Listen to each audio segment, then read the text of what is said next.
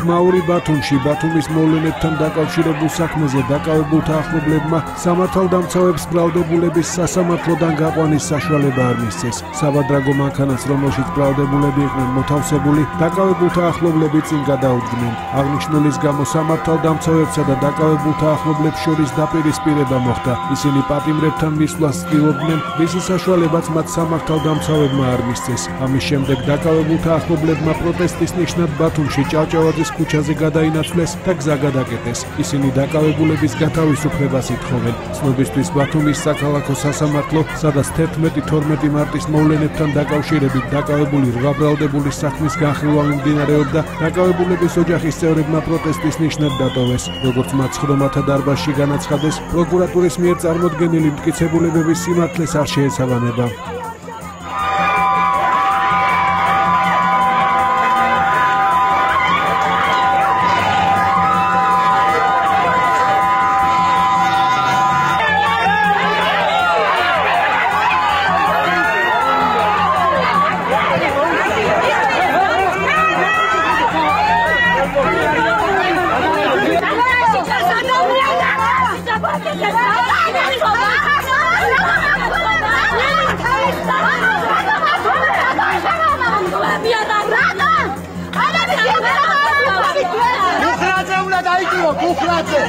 იმავშები უნდა გამოშვა.